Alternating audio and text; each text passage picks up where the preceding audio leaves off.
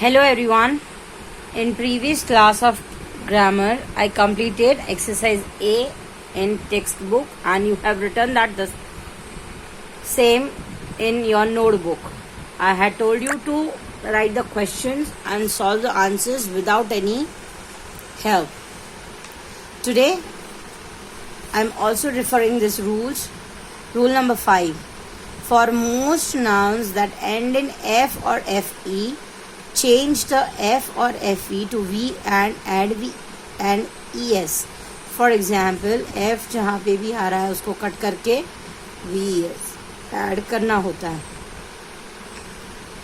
जैसे loaf, loaves, wife, wives, life, lives, knife, knives. However, there are some nouns that don't follow these rules.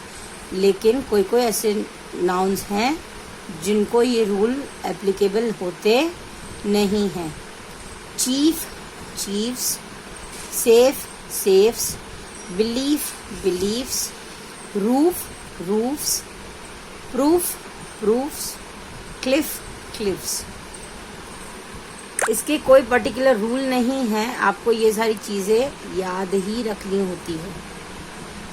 The plural of the some nouns are formed by changing one or more vowels in them. इसको हम irregular plurals कहते हैं. Foot, feet, men, men, goose, geese, woman, women, etc. There are many others. There are some nouns that don't follow any rule while changing them to plural.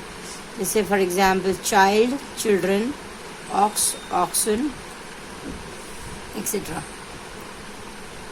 Some singular do not change their plural forms. कोई कोई singulars ऐसे हैं जो अपने form को change नहीं करते हैं. वो चाहे सिंगुलर में हो तो भी वही फॉर्म रहता है और प्लूरल में हो तो भी वही फॉर्म रहता है. Series, series, deer, deer, ship, ship. These are some nouns that are always plural. ये हमेशा प्लूरल ही रहते हैं. इसमें और एक है hair. hair हमेशा प्लूरल ही रहते. There are some nouns that are always plural. वो हमेशा प्लूरल ही रहते हैं. Scissors मतलब कैंची, trousers, clothes, etc.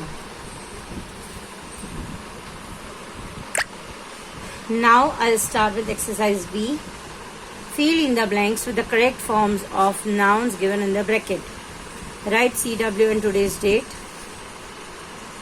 There are 40 child or children in my class. Why I wrote children? Because it is written 40. एक class में 40 बच्चे हैं. मेरे क्लास में, in my class.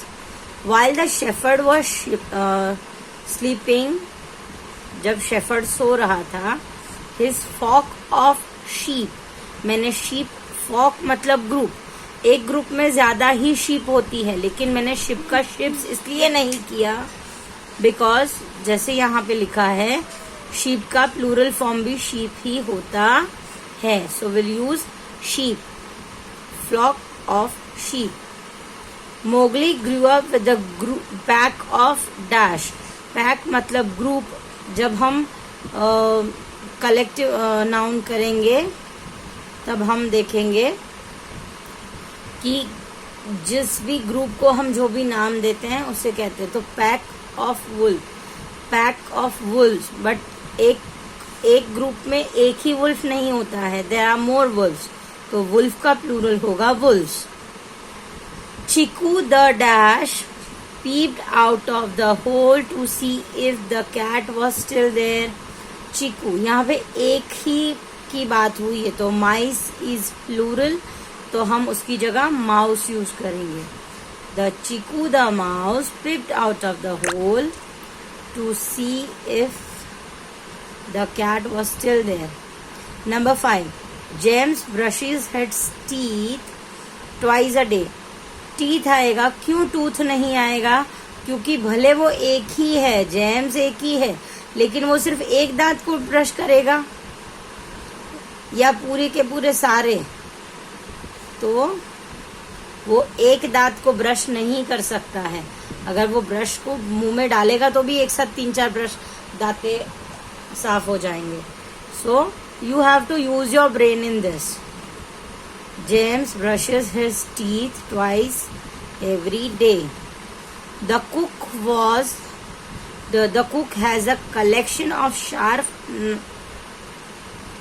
knife या knives, तो मैंने यहाँ knives लिया है क्योंकि कलेक्शन एक का नहीं होता है।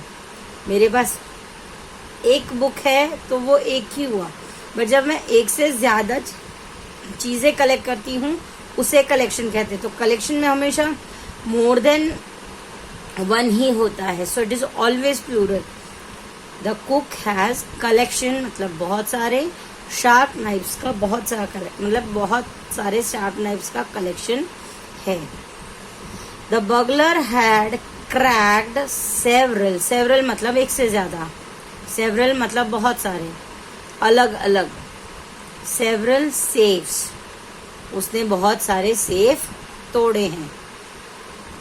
तरुण washed all his handkerchief and hung them to dry.